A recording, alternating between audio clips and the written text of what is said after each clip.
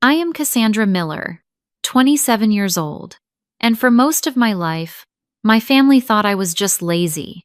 The mysterious pain that plagued me since my teenage years was dismissed as excuses, attention-seeking, or simply a lack of motivation. I never imagined that one day, my diagnosis would save my sister Brianna, the same sister who stood silently by while our mother told me to just get over it. Sometimes life has a way of bringing things full circle in the most unexpected ways. If you are watching this from somewhere where chronic illness is misunderstood, drop your location in the comments, hit subscribe, and join me as I share how my greatest pain became my family's only hope. As a child, I was always full of energy. I climbed trees, played soccer, and ran around our neighborhood in Oakville with boundless enthusiasm. My mother would often comment on how she had to practically drag me inside when the streetlights came on. I was the kid who never wanted the day to end, always begging for 5 more minutes outside. My father would ruffle my hair and call me his little firecracker. Those memories feel like they belong to someone else now. Everything changed when I turned 15. The fatigue hit first, not the normal teenage tiredness that comes from growth spurts and staying up too late. This was different. It felt like someone had replaced my blood with lead. I would wake up after 10 hours of sleep feeling like I hadn't slept at all. Then came the joint pain. My knees and elbows ached constantly, especially in the mornings. Some days I could barely make it down the stairs for breakfast. The brain fog was the most frustrating symptom. Words would escape me mid-sentence. I would forget what I was doing halfway through a task. School became an exercise in frustration. My parents took me to our family doctor after I fell asleep during final exams. Dr. Peterson listened for about 5 minutes before declaring it was just growing pains and stress from school. He suggested more sleep, less screen time, and regular exercise. My mother nodded along, seemingly relieved to have such a simple explanation. For a few weeks, they were concerned. My mom made me vitamin smoothies and let me go to bed early. My dad brought home pamphlets about teen stress management. But when my symptoms didn't improve despite following every suggestion, their concern turned to skepticism. "You were fine last week when Amanda invited you to the mall," my mother said one morning when I could barely get out of bed. There was an edge to her voice that hadn't been there before. "That was different," I tried to explain. "I had rested all day before that." My mother pursed her lips. "You need to push through it, Cassie. Everyone gets tired." That was the beginning of the shift. My mother, Linda Miller, had always been a woman who valued productivity and resilience. She worked 50-hour weeks as a real estate agent and still managed to cook dinner most nights. In her world, exhaustion was something you powered through with another cup of coffee and sheer willpower. My father, Robert, was more passive. He didn't openly accuse me of anything, but he deferred to my mother in all things related to my health. "Your mother knows best," he would say, effectively removing himself from the conversation. As my condition worsened, my younger sister Brianna seemed to thrive. Just 2 years younger than me, she was everything I had been before my symptoms started. She got straight, as was captain of the volleyball team, and never complained about being tired or in pain. My parents, especially my mother, began to hold her up as an example. "Look at your sister," became a common refrain in our house. "She manages to get everything done, and she has just as much on her plate as you do." The family dynamic shifted dramatically. Family dinners became a celebration of Brianna's accomplishments and a subtle indictment of my failures. My father would ask Brianna about her day while barely making eye contact with me. My mother would serve me smaller portions, as if I hadn't earned the right to the same meal as everyone else because I hadn't been productive. The summer I turned 16, we took our annual family vacation to Lake Tahoe. I had been looking forward to it for months, hoping the change of scenery might help me feel better. The first day, my family wanted to hike to Eagle Falls. I knew it would be too much for me, but I tried anyway. Halfway up the trail, my knees were screaming in pain, and I was so dizzy I had to sit down. "We are almost there," my mother said, irritation clear in her voice. "Everyone else can make it." I can't, I said, fighting back tears. I need to go back. My father looked at his watch. I will take her back to the cabin, he said to my mother. You and Brianna go ahead. I could see the disappointment in his eyes as he silently walked me back down the trail. When my mother and Brianna returned hours later, glowing with excitement about the waterfall and the pictures they had taken, my mother didn't even try to hide her frustration. You know what your problem is, Cassie? She said as she unpacked her backpack. You are just lazy and looking for attention. You have been doing this since you were 15, and I am tired of planning our lives around your excuses. The words hit me like a physical blow. Brianna looked uncomfortable but said nothing in my defense. My father busied himself with the cabin's fireplace, pretending not to hear. That night, alone in my room, I cried until I had no tears left. I knew something was wrong with my body. I could feel it, but I was beginning to wonder if maybe they were right. Maybe I was just weak. Maybe I was looking for attention. Maybe I was lazy. That was the first time I considered that perhaps the problem wasn't my body, but my mind. It wouldn't be the last. High school became a battleground where I fought not just my mysterious symptoms, but also the growing perception that I was simply not trying hard enough. I had always been a good student, but now assignments went incomplete, and test scores plummeted, despite hours of studying through the brain fog. My GPA dropped from a 3.8 to a 2.5 in a single semester. The guidance counselor called my parents in for a meeting. Cassandra is showing signs of depression, Miss Wilson said gently. Many teenagers struggle with the pressure of high school. I would recommend a mental health evaluation. My mother latched onto this explanation immediately. It was more acceptable than laziness, perhaps, but still placed the blame squarely on me rather than on any physical condition. We saw a psychiatrist who prescribed antidepressants after a 45-minute session. They didn't help with the pain or fatigue, but my parents could now attribute my struggles to a diagnosed mental health issue that was being treated. Friends gradually drifted away. It is hard to maintain friendships when you cancel plans last minute because your body won't cooperate. Jessica and Alicia, my best friends since elementary school, tried to understand at first. They would bring me homework when I missed school and sit with me at lunch, even when I was too tired to contribute much to the conversation. But by junior year, their patience wore thin. You never come to anything anymore, Jessica said after I canceled on her birthday party. We get that you are going through stuff, but it feels like you do not even try. I am trying, I insisted, but the words sounded hollow even to me. How could I explain what I didn't understand myself? Only Mrs. Garcia, my English teacher, seemed to truly see me. She noticed how I would grip my desk when the pain flared, how my eyelids would droop not from boredom, but from overwhelming fatigue. Have you been to a rheumatologist? She asked one day after class. When I looked confused, she explained that her sister had lupus, an autoimmune disease with symptoms similar to mine. Sometimes it takes specialists to find the right answers, she said kindly. I brought this up to my mother, who dismissed it immediately. You do not have lupus, Cassie. You have depression and a tendency to catastrophize. Mrs. Garcia should stick to teaching English. My first serious boyfriend, Jake, was initially understanding. We started dating during senior year, and he did not mind the quiet dates watching movies instead of going to parties. He would hold my hand through pain flares and drive me home early without complaint, but after a year, even his patience waned. I feel like I am dating an old lady, he said during our last fight. We never do anything fun. You are only 22 years old, but live like you are 80. I couldn't even argue with him. He deserved someone who could hike with him, dance all night, travel without calculating proximity to bathrooms and rest stops. We broke up a week before I attempted to start community college. College was a disaster from the start. Even with a reduced course load, I couldn't keep up. The walking between classes exhausted me. The long lectures were torture for my body and my foggy brain. I dropped out after one semester, moving back home in defeat. The tension at home escalated to new heights. Brianna was thriving at UCLA. double majoring in economics and political science while maintaining a social life and internship.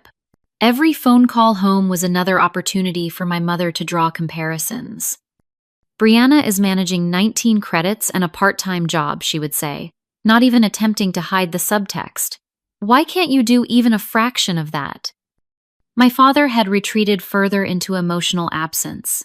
He would come home from his accounting job, eat dinner while asking Brianna about her studies over the phone, and then disappear into his home office until bedtime.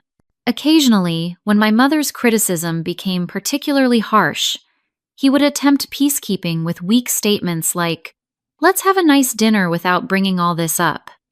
I tried working at a clothing store at the mall, then as a receptionist, then data entry from home. None lasted more than a few months. The physical demands were too much, and the brain fog made errors common. Each failure reinforced my family's narrative that I simply didn't have the grit or work ethic they valued.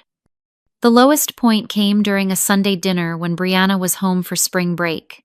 She was talking about her internship offer from a prestigious consulting firm when my mother turned to me. "Have you applied for any jobs this week?" she asked, though she already knew the answer.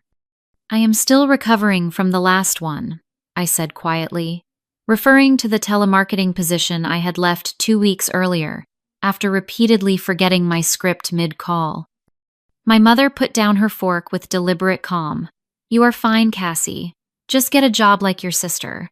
The longer you sit around feeling sorry for yourself, the harder it will be to rejoin the real world." Brianna studied her plate intently. My father cleared his throat but said nothing. "I am not fine," I said, my voice barely above a whisper. "Something is wrong with me." "The only thing wrong with you is your attitude," my mother replied. "Everyone has challenges. The difference is, most people don't use them as an excuse to avoid responsibility." I left the table and locked myself in my childhood bedroom. The pattern had become clear. No matter what symptoms I reported, no matter how much pain was evident on my face, my family had decided on their narrative. I was lazy. I was seeking attention. I was weak. The isolation grew complete. I stopped joining family meals when I could avoid them. I retreated into online forums where others described symptoms like mine, finding more understanding from strangers than from my own blood. Depression, the real kind, not just the convenient diagnosis my mother had accepted, settled over me like a heavy blanket. I began to doubt everything about myself. Maybe they were right. Maybe I was just lazy. Maybe if I pushed harder, ignored the pain more effectively, I could be normal, like Brianna. The thought kept me awake at night, along with the ever-present pain in my joints and muscles. Something had to change. I couldn't continue living as a disappointment under my parents' roof. With my next disability check, I made a decision that would alter the course of all our lives. My 24th birthday passed without celebration. Instead of cake and presents, I gave myself the gift of independence. Using the small amount I had saved from disability payments and occasional online work, I put a deposit on a tiny studio apartment across town. It was all I could afford. 300 square feet with a kitchenette, a bathroom where my knees touched the wall when I sat on the toilet, and a mattress on the floor that served as both my bed and my office. But it was mine, and more importantly, it was away from the constant disapproval that hung in my parents' house like a toxic cloud. My mother's parting words were predictably pessimistic. "You will be back in a month when you run out of money or energy to take care of yourself." My father helped me move my few belongings but remained mostly silent, as was his way. Brianna sent a housewarming gift, a small plant with a card saying, "Grow where you are planted." It was the kindest gesture from my family in years. Survival required income, so I leveraged my one marketable skill, my ability to write when the brain fog allowed. I found work as a virtual assistant, taking on small tasks that I could complete during my good hours, which typically came in the afternoon. The pay was minimal, but combined with my disability benefits, it kept the lights on and food in my refrigerator. With physical distance from my family, I could finally focus on finding answers without their skepticism drowning out my instincts. I spent hours researching medical conditions that matched my symptoms. I joined online communities for chronic fatigue, fibromyalgia, lupus, and other autoimmune conditions. For the first time, I found people who understood what I was experiencing without questioning its validity. A woman in one of these forums recommended keeping a detailed symptom journal, tracking everything from pain levels to food intake to sleep quality. Doctors take you more seriously when you come with data, she advised. I took her suggestion to heart, creating spreadsheets and charts tracking my symptoms over time. 3 months into my independent life, I used my meager savings to see Dr. Langford, a rheumatologist with positive reviews from the chronic illness community. Her office was an hour away, and the consultation fee was nearly a month's rent, but I was desperate for answers. Unlike the doctors I had seen previously, Dr. Langford listened, really listened. She asked detailed questions about the progression of my symptoms, my family medical history, and the impact on my daily life. She looked through my symptom journal without a hint of skepticism.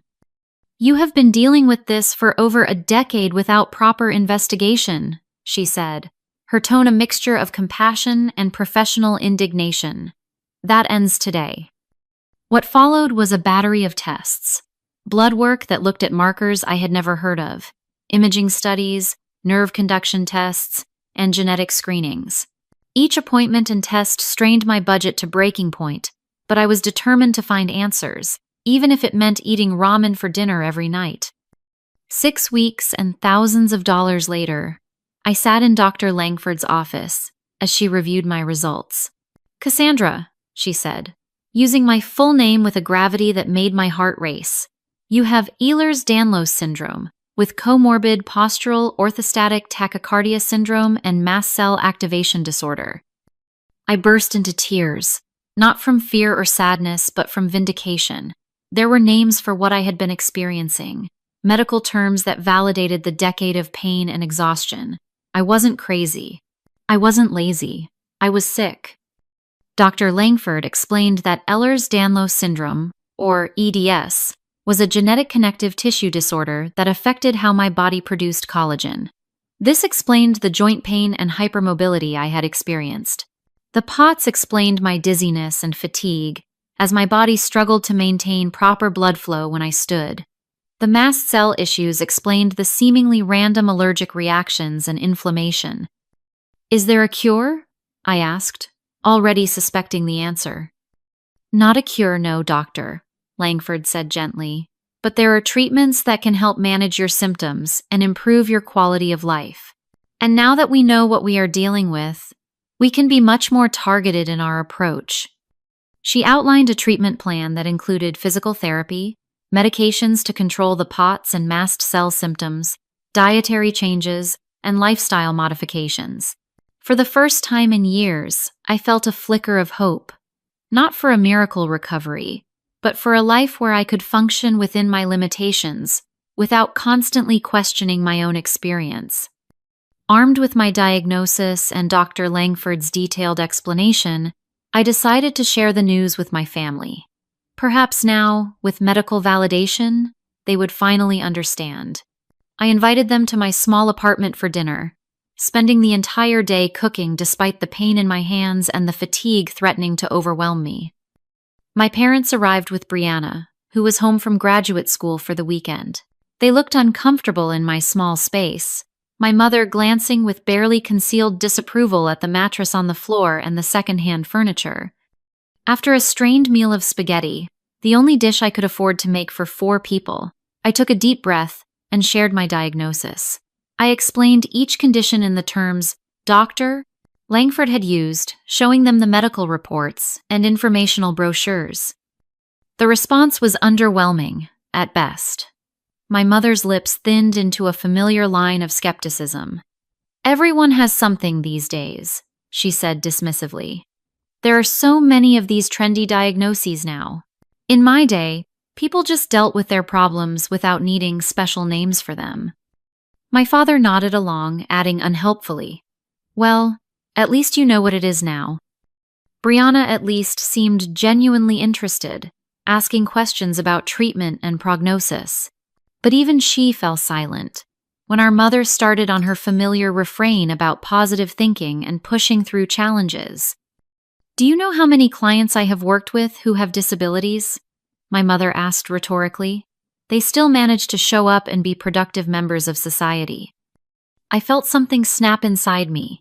Years of dismissal and gaslighting crystallized into a moment of clarity and rage. "This is not about productivity," I said, my voice shaking.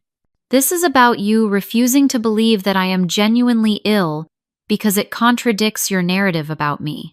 I have spent over 10 years being told I am lazy and attention-seeking, when I was actually suffering from a genetic condition that you probably passed down to me." My mother's face flushed with anger. "How dare you blame your problems on genetics? Your sister came from the same genes, and she is perfectly healthy and successful." The irony of her statement would become apparent all too soon, but in that moment it was just another knife to my heart. I asked them to leave, unable to continue the conversation, without breaking down completely. As they filed out of my apartment, I realized that even with a medical diagnosis, some people will choose their comfortable assumptions over uncomfortable truths. The validation I sought would never come from my family. I would need to find it within myself and my newfound medical community. That night, I cried for the support I never had and never would have from the people who were supposed to love me unconditionally. But when the tears dried, a new resolve took their place. I would move forward with my treatment plan. I would build a life within my capabilities, and I would do it without the constant weight of seeking my family's approval or understanding. What I couldn't know then was that life had a cruel twist of fate waiting just around the corner, one that would force my family to confront the reality of my condition in the most unexpected way.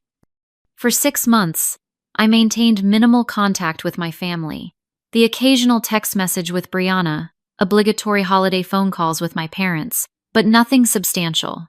I focused instead on my treatment regimen and building a support network that actually supported me. Physical therapy sessions taught me how to move without further damaging my hypermobile joints. Medication helped regulate my heart rate and blood pressure when standing. Dietary changes reduced my mast cell reactions.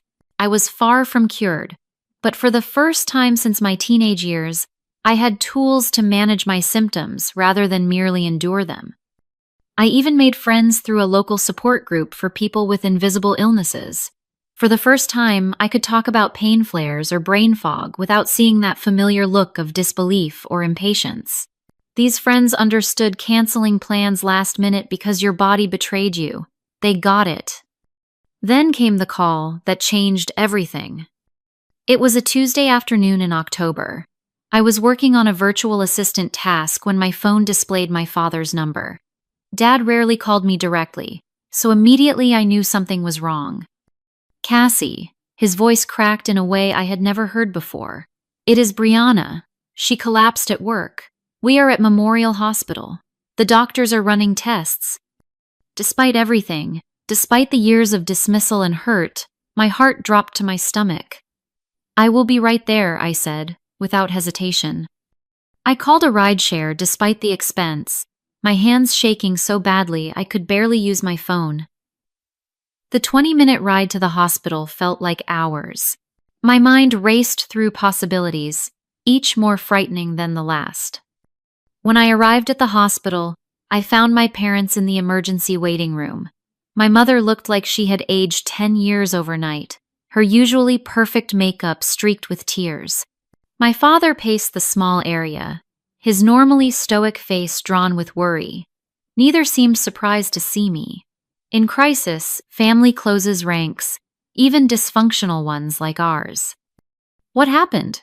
I asked, sitting beside my mother who, for once, seemed too distracted to criticize me. "She was giving a presentation at work," my father explained. "Halfway through, she just collapsed. Her colleagues called an ambulance. They said she was complaining about joint pain and dizziness all week but pushed through it for this big client meeting." The description sent a chill through me. It sounded eerily familiar. "A doctor eventually came to speak with us. directing us to a private consultation room. Dr. Reyes was a neurologist with kind eyes and a direct manner. "Brianna is stable," she assured us first. "But the preliminary tests show some concerning results. Has anyone in your family been diagnosed with connective tissue disorders?" 3 pairs of eyes turned to me. I swallowed hard before answering. "I have Ehlers-Danlos syndrome with POTS and MCAS." Dr. Reyes nodded, unsurprised. "Based on our initial evaluation, Brianna shows many of the same symptoms. We are running genetic tests to confirm, but the presentation is classic for EDS. Unfortunately, her case appears to be more severe, with some vascular involvement that is causing additional complications." My mother's face went pale. "That is not possible. Brianna has always been healthy. She was just tired from working too hard." Dr. Reyes's expression was compassionate but firm. "Mrs. Miller, EDS is a genetic condition. It can manifest differently even within families, and symptoms often worsen with age and stress. From what we can gather, Brianna has been experiencing symptoms for months but attributed them to work, stress, and pushed through. Just like I had been told to do for years. The immediate concern," Dr. Reyes continued, "is that Brianna's vascular involvement has caused inflammation in her bone marrow, severely compromising her immune system. She needs a bone marrow transplant relatively soon to prevent further complications." The room went silent as the gravity of the situation sank in. "We will need to test immediate family members for compatibility," Dr. Reyes explained. "Siblings often provide the best match." My parents agreed to be tested along with me, though Dr. Reyes warned that parents are rarely perfect matches. We each provided blood samples and were told to return the following day for results. I spent that night in the hospital cafeteria, unable to leave, even though Brianna remained unconscious and visiting hours had ended. My parents eventually went home to shower and change, leaving me alone with my tangled emotions. Worry for my sister competed with a bitter sense of vindication. The condition they had dismissed for years had now struck their perfect child, and suddenly it was real and serious. The next afternoon, we gathered again in the consultation room. Dr. Reyes entered with Brianna's primary physician, Dr. Thompson. Their solemn expressions sent a wave of fear through me. "We have the compatibility results," Dr. Thompson said without preamble. "Neither parent is a suitable match, which is not unusual. However," he turned to me, "Cassandra, you are a near-perfect match for your sister." The air in the room seemed to evaporate. My mother made a small sound, somewhere between a gasp and a sob. My father's face went completely blank, a defense mechanism I recognized all too well. "What does that mean exactly?" I asked, my voice steadier than I felt. "It means you are Brianna's best hope," Dr. Thompson explained. "The procedure would involve harvesting stem cells from your bone marrow and transplanting them to Brianna. It is not without risks for you, especially given your own condition, but it could save your sister's life." I looked at my parents, really looked at them, and saw the moment they realized the cosmic irony of the situation. The daughter they had dismissed and belittled for years was now the only person who could save their golden child. Their faces went ghostly white with the recognition. "I need time to think," I said quietly. Dr. Thompson nodded. "Of course. This is a serious decision, but I should tell you that time is a factor. Brianna's condition is deteriorating more rapidly than we initially thought." As we left the consultation room, my mother reached for my arm, a gesture so unfamiliar it startled me. "Cassie?" she began, her voice uncharacteristically tentative. I gently removed my arm from her grasp. "Not now," I said. "I need to process this alone." For the first time I could remember, she didn't argue. She simply nodded, her eyes full of a complicated mix of emotions I couldn't begin to untangle. I left the hospital and walked aimlessly, my mind racing with the weight of the decision before me. The sister who had stood by silently while my parents dismissed my suffering now needed the very body they had told me was just fine. The parents who had called me lazy and attention-seeking now looked at me with desperate hope. Part of me, a small, wounded part I was not proud of, wanted to refuse, to let them experience just a fraction of the helplessness and rejection I had felt for years. But another part knew I could never live with that decision. Despite everything, Brianna was my sister, and now she was fighting the same battle I had fought alone for so many years. As the sun set over the city, I found myself at a crossroads, both literally and figuratively. The decision I made would forever alter not just Brianna's life, but the dynamic of our entire family. The power I suddenly held was as terrifying as it was vindicating. I ended up at Riverside Park, sitting on a bench overlooking the water as the reality of my situation sank in. My phone buzzed repeatedly with texts from my parents, but I silenced it. This decision was too important to make under their influence or pressure. Instead, I called Audrey, a friend from my support group who had become my closest confidant over the past months. "They have got to be kidding," she said, after I explained the situation. "After everything they put you through, they expect you to undergo a painful medical procedure for the golden child? You do not owe them anything, Cassie. Not a single thing." Her indignation on my behalf was validating, but something about her response didn't sit right with me. "It is not about owing them," I said slowly, working through my thoughts as I spoke. "It is about Brianna, and maybe about who I want to be." "Brianna, who stood by while your mother called you lazy for years? That Brianna?" Audrey's tone was sharp with protective anger. "Yes," I admitted, "but also the Brianna who used to braid my hair before school, who snuck into my room with ice cream after bad doctor appointments, before things got so twisted." My mind drifted to childhood memories that had been overshadowed by years of resentment. Brianna and I building elaborate blanket forts in the living room, teaching each other hand, clapping games on long car rides.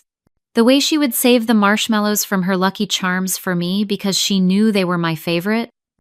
When had that sisterhood fractured? Was it when my mysterious symptoms appeared? Or when our parents began their campaign of comparison? Had Brianna chosen to become their favorite? Or had she simply been swept along by the family dynamic, too young to question it? I called another friend, James, who brought a different perspective. "Forgiveness is not about absolving them," he said thoughtfully. "It is about freeing yourself. Whatever you decide about the transplant, you might find that letting go of the resentment is the most healing thing you could do for yourself." Easy to say, harder to practice. But his words stayed with me as night fell, and I finally returned to my small apartment. I barely had time to take off my shoes when a knock came at my door. My mother stood in the hallway, looking smaller somehow than I remembered. For a woman who had always commanded every room she entered, she seemed diminished, uncertain. "May I come in?" she asked, a question rather than the demand I was accustomed to. I hesitated, but stepped aside. She entered my apartment with none of the judgmental glances from her previous visit. Instead, she looked around as if seeing it for the first time, noticing the adaptations I had made for my condition, the ergonomic chair at my desk, the stool in the kitchen so I could sit while cooking, the pill organizer on the counter. "You have made this work for you," she said softly, and I wasn't sure if she meant the apartment or my life with EDS. "I had to," I replied. "No one else was going to do it for me." The words hung between us, heavy with unspoken accusations. My mother sat on my second-hand couch, her normally perfect posture slumped with exhaustion. "Brianna woke up briefly," she said. "She is asking for you." I remained standing, needing the physical advantage. "Is that why you are here? To convince me to help her?" My mother looked up, her eyes red-rimmed from crying. "Yes," she admitted, "but also to," she faltered, the words seemingly stuck in her throat, "to apologize." Of all the things I had expected her to say, that wasn't one of them. I stared at her, searching for the manipulation or condition that surely accompanied such an unprecedented statement. "I was wrong," she continued when I didn't respond. "About your condition, about you. I see that now." "Because Brianna has it?" I couldn't keep the bitterness from my voice. It took your favorite daughter getting the same diagnosis for you to believe it is real? Yes, she said simply, the admission shocking in its honesty. And that is unforgivable, I know. But seeing her collapse, hearing the doctors describe what she has been silently enduring, it was like listening to everything you tried to tell us for years, everything I dismissed. I felt years of pent-up anger and hurt rising to the surface. Do you have any idea what it was like? To be in pain every day and be told it was all in my head? To watch you praise Brianna for pushing through while telling me I was just lazy? Do you know what that does to a person? My voice rose with each question, years of suppressed rage finally finding its target. You made me doubt my own reality. You made me think I was crazy or weak or just seeking attention. You have no idea how many times I thought about ending it all because I couldn't stand the pain and I couldn't stand your disappointment. My mother flinched as if I had struck her. Cassie, I never meant. You never meant what? To destroy my self-worth? To make me feel like a burden? What exactly didn't you mean to do, Mom? The dam had broken. Years of carefully contained emotions flooded out in a torrent I couldn't control. I told her everything. How her words had cut deeper than any physical pain. How my father's silence had been its own form of rejection. How watching Brianna become the daughter they wanted had broken something fundamental in our sisterhood.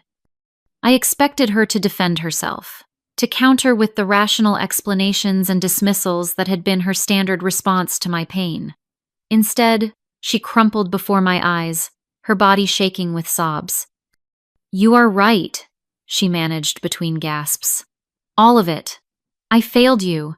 I was so afraid that something was seriously wrong that I convinced myself it was nothing. I told myself I was helping you by pushing you to be stronger, but I was just protecting myself from facing the truth. Her raw honesty stopped me mid-rant. This wasn't the mother I knew, the woman who always had an answer, who never admitted weakness or fault. When Brianna collapsed, she continued, all I could think was, not her too. And then I realized what that meant about how I had treated you. That I had somehow decided you were expendable in a way she wasn't. What kind of mother does that make me? The question hung in the air between us. Not rhetorical, but genuinely searching. For the first time, my mother was looking to me for answers rather than the other way around. A human one, I said finally. A flawed one. We sat in silence for several minutes. The weight of unspoken years between us. Not resolved, not forgiven, but acknowledged at last. I do not expect you to help Brianna because of me, my mother said eventually. I have no right to ask anything of you, but she is still your sister, and she is scared. I thought about Brianna, lying in a hospital bed, facing the same uncertain future I had confronted alone. Despite everything, I couldn't wish that isolation on her. I will talk to her, I said. But I need you to understand something. If I do this, it is not for you or Dad. It is for Brianna, and it doesn't erase the past. My mother nodded, a new respect in her eyes that I had never seen before. I understand, and Cassie, no matter what you decide, we need to do better by you. I need to do better. It wasn't enough, not nearly enough to heal the wounds of a decade. But it was a beginning, fragile and uncertain as a new seedling. The next morning, I went to the hospital alone. Brianna was awake, pale and diminished against the white hospital sheets. Her eyes widened when she saw me, a complex mix of emotions playing across her face. Cassie, she whispered, her voice weak. You came.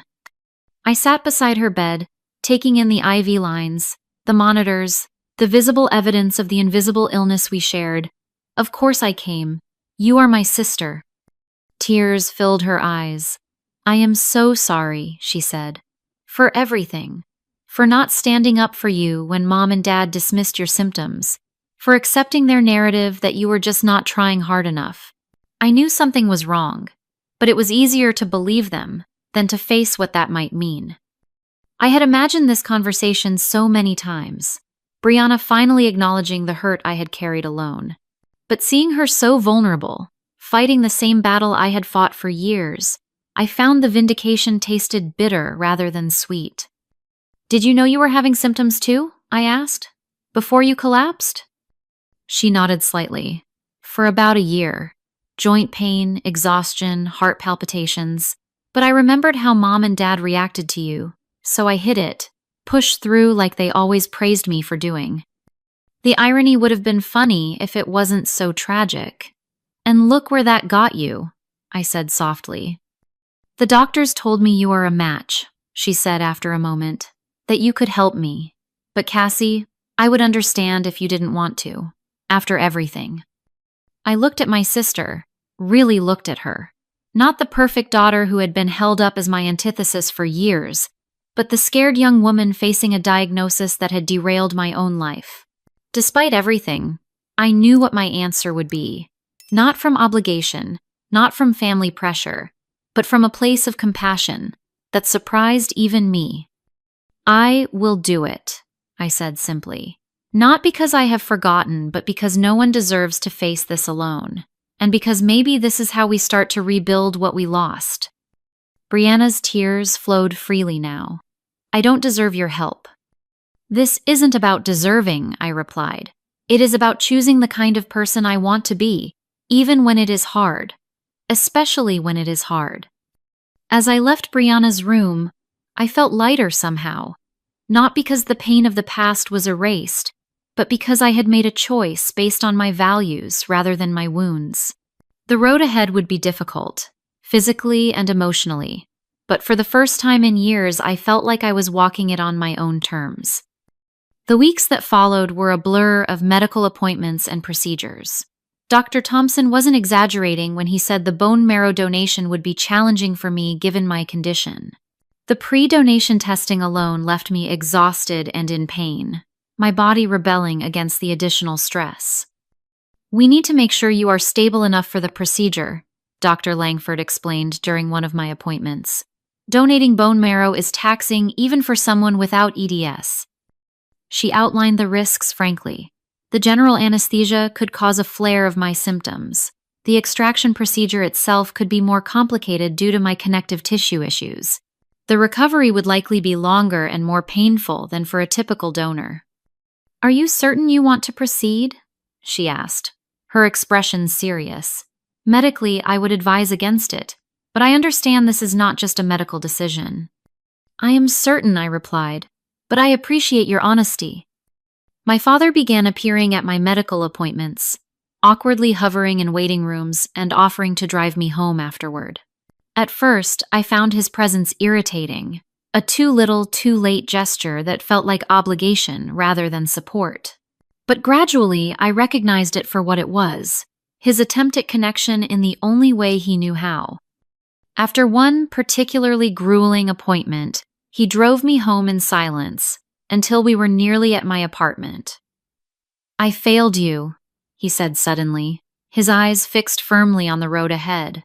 "I thought by staying neutral I was keeping the peace, but all I did was abandon you when you needed an advocate." The admission, so unexpected and uncharacteristic from my stoic father, left me momentarily speechless. "Why now?" I finally asked. "What changed?" He was quiet for so long I thought he might not answer. "When Brianna collapsed," he said eventually, "I felt this terror, this helplessness. And I realized that is how you must have felt for years, only without anyone believing you." His hands tightened on the steering wheel. "I cannot undo that, but I can try to be different now. For both my daughters." It wasn't a dramatic reconciliation. There were no tears or hugs or sweeping declarations of changed perspectives. But in its own way, it was profound. My father, a man of few words, had offered what he could. It was up to me whether to accept it. Brianna's condition stabilized enough for her to be fully conscious while awaiting the transplant. I visited her daily, our conversations gradually evolving from awkward small talk to more meaningful exchanges. One afternoon, alone in her hospital room, we finally addressed the elephant that had stood between us for years. "I was jealous of you," she admitted, surprising me. "Growing up, you were always the smart one, the creative one. Everyone said you would do amazing things. Jealous of me? I couldn't hide my disbelief. You were the golden child, the one who could do no wrong. Brianna shook her head slightly. Only after you got sick. Before that, I was just your little sister, always in your shadow. When Mom and Dad started praising me for doing things you couldn't anymore, it felt good at first, like finally being seen. But then it became this pressure to be perfect, to never show weakness. I had never considered this perspective, that Brianna might have been as trapped in our parents' narrative as I was, just from the opposite side. So you hid your symptoms when they started, I said, understanding dawning. I was terrified of disappointing them, she confirmed. Of becoming, she hesitated. Like me, I finished for her. I am sorry, Cassie. I was a coward. I let them treat you terribly because I was afraid the same would happen to me if I showed any cracks. The irony wasn't lost on either of us. Her fear had manifested exactly what she had tried to avoid, and now we were both caught in the same genetic web. We cannot change what happened, I said finally. But maybe we can do better going forward. Be sisters again, not competitors. She reached for my hand, a tentative gesture of connection. I would like that. The day of the donation procedure arrived with surprising swiftness. I was admitted to the hospital the night before, my mother insisting on staying with me despite my protests that I would be fine alone. Please, she said, let me do this one thing right. I relented, more from exhaustion than forgiveness. Throughout the night, as nurses came and went checking vitals and administering pre-procedure medications, I noticed my mother watching me with an expression I couldn't quite place. Not pity, not guilt, but something closer to revelation. What? I finally asked after catching her staring for the third time. I am seeing you, she said simply. Really seeing you, maybe for the first time. How strong you are. How you have managed this condition for years without the support you deserved. Before I could respond, the anesthesiologist arrived to explain the procedure once more and have me sign the final consent forms. The moment passed, but her words stayed with me as I was wheeled into the operating room. I woke hours later in recovery, the familiar pain of my condition amplified by new surgical pain. My mother was there, looking like she hadn't moved the entire time. When she saw I was awake, she didn't bombard me with questions or platitudes as I would have expected. Instead, she simply asked, "What do you need right now?" Such a simple question, but one I couldn't remember her ever asking before. Water, I managed through a dry throat, and my pain medication from home, the hospital stuff makes me nauseated. She nodded and immediately went to advocate with the nurses, returning with both ice water and the approval to use my own medications. It was a small thing, but significant. She was listening to me about my own body, perhaps for the first time. Recovery was grueling, as Dr. Langford had warned. The procedure that might have kept a healthy person in the hospital for a day or two required a week for me. Even after discharge, I was weaker than I had ever been, the donation having depleted my already limited reserves. But Brianna's transplant was successful. Her body accepted my bone marrow without rejection, and gradually her blood counts began to improve. We recovered on different floors of the same hospital, texting when we were too tired for visits, our shared experience of illness creating a bridge across years of estrangement. My mother threw herself into learning about our condition, with the same intensity she had once directed at denying mine. She joined online support groups, ordered medical textbooks, and peppered our doctors with questions at every appointment. At times, her zealous conversion to EDS mom was almost as exhausting as her previous denial, but I recognized it as her way of making amends. My father was more subtle in his transformation. He quietly modified their home to be more accessible for when Brianna was discharged. He researched disability benefits and fought insurance companies on our behalf.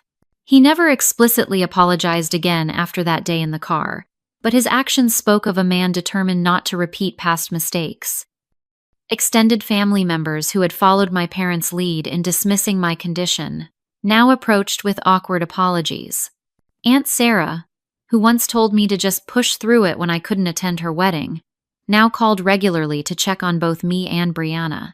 Uncle David, who had joked about my princess and the pea syndrome, sent thoughtful care packages with heating pads and compression gloves. Their sudden concern felt both validating and infuriating. It had taken Brianna's diagnosis to legitimize mine in their eyes, as if one sister's pain was more real than the other's. 3 months after the transplant, we gathered for our first family dinner since the procedures. My mother insisted on hosting at their house rather than a restaurant, so you girls can rest if you need to. The phrasing, acknowledging both our needs without distinction or comparison, did not go unnoticed. The table was set differently than I remembered from previous family dinners. Chairs with proper back support replaced the decorative but uncomfortable dining chairs. The meal was simple, avoiding the trigger foods that both Brianna and I now knew could cause mast cell reactions. Wine glasses sat at every place except ours, tacit recognition that alcohol was no longer compatible with our medication regimens. As we ate, the conversation flowed more naturally than it had in years. My parents asked questions about my virtual assistant work, showing genuine interest rather than thinly veiled disappointment. Brianna talked about her plans to return to her job part-time, with accommodations for her condition. "I never understood how you managed to keep working through all this," she said to me, admiration clear in her voice. "Even just part-time seems daunting to me right now." "You adapt," I said. "You find new ways to define success." My mother, who once would have bristled at such a redefinition of achievement, simply nodded. "You have been teaching us that for years," she said quietly. "We just weren't ready to learn." It wasn't a perfect dinner. Old patterns occasionally emerged, quickly corrected but still present like muscle memory. My father still defaulted to silence when conversations became emotional. My mother still had to visibly stop herself from making comparisons between us. Brianna and I were still learning how to be sisters rather than rivals. But it was a beginning, a family slowly learning a new way to function, one that accommodated rather than denied the reality of chronic illness. As I left that night, my father hugged me with uncharacteristic emotion. "Thank you," he whispered, "for giving us another chance." I didn't say that I had done it for Brianna, not for them. Some truths still needed time. But I returned the hug, allowing myself to feel the tentative hope of a family finding its way back to each other through the most unexpected of paths. 1 year after the bone marrow transplant, both Brianna and I had settled into what doctors called our new normal. The transplant had successfully treated the vascular complications of her EDS, though the underlying connective tissue disorder remained for both of us. We each had good days and bad days, flares and remissions.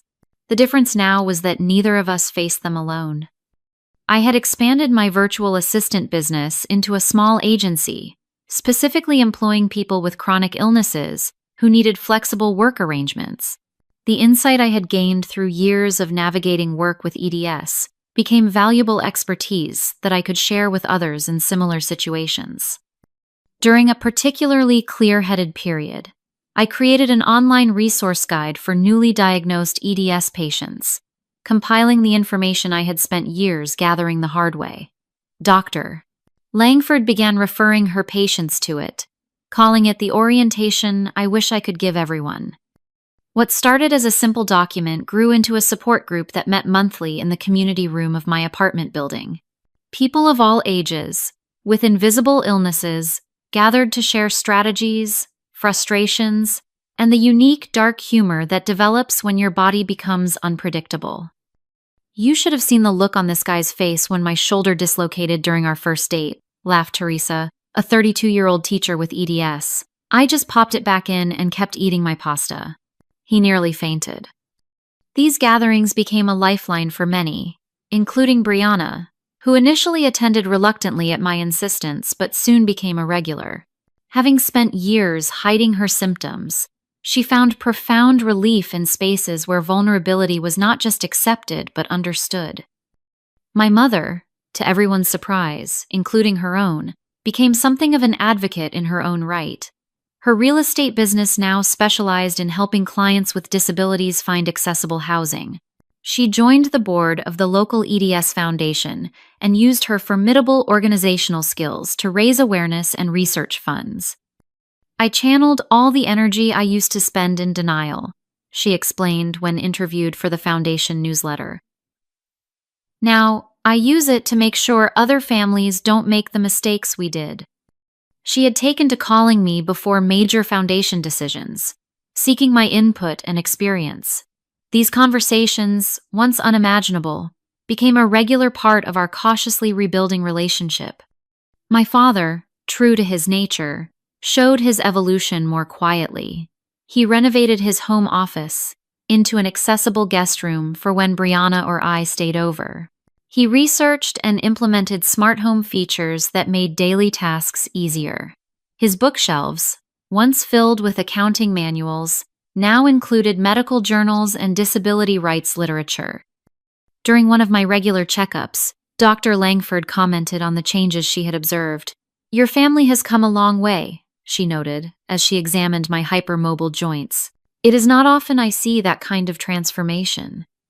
"It took a crisis," I acknowledged, "and it is still a work in progress." "Most healing is," she replied wisely.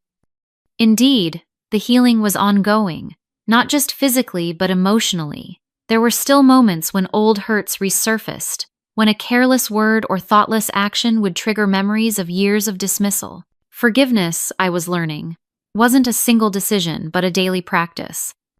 In an unexpected full-circle moment, I received an email from Mrs. Garcia, my high school English teacher who had been the first to suggest I might have an autoimmune condition.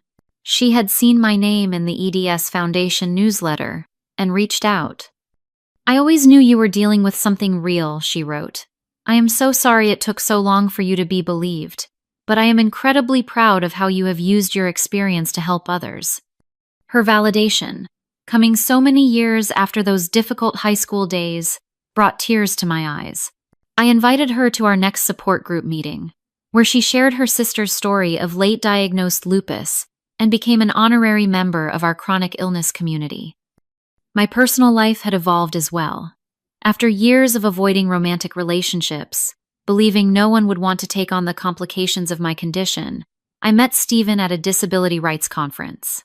He worked in accessible technology design and understood chronic illness from both professional and personal perspectives, as his mother had multiple sclerosis. Our relationship developed slowly, with open communication about my limitations and needs. On our third date, I had a pain flare that would have once sent me into a spiral of apologies and shame. Instead, I simply told him I needed to reschedule. "No problem," he responded. "Would you like company while you rest, or would you prefer space?" That simple question, acknowledging both my condition and my agency, told me everything I needed to know about his character. 6 months into our relationship, he remained attentive without being patronizing, supportive without trying to fix what couldn't be fixed. The most profound change, however, was within myself. The anger and bitterness that had once defined my relationship with my body and my family had gradually transformed into something more complex but ultimately more peaceful. I still had days when I raged against the limitations of my condition, but they no longer consumed me. At a family gathering celebrating both Brianna's and my birthdays, my mother raised her glass in a toast. "To my daughters," she said, her voice thick with emotion, who taught me that strength isn't about pushing through pain, but about facing it honestly. Who showed me that family means accepting each other as we are, not as we wish each other to be. Brianna and I exchanged glances, a wordless acknowledgement of how far we had all come. The sister who had once been held up as my antithesis was now my closest ally in navigating our shared condition. The parents who had dismissed my suffering for years now structured family events around our energy limitations. It wasn't perfect. Nothing involving family ever is, but it was real. This new understanding we had forged through crisis and reconciliation. Later that evening, as guests were leaving, my father pulled me aside. "I have been thinking," he said, characteristic uncertainty in his voice, "about starting a college fund for EDS research. In your name." The gesture, so practical yet so meaningful coming from him, touched me deeply. "I think that would be wonderful, Dad."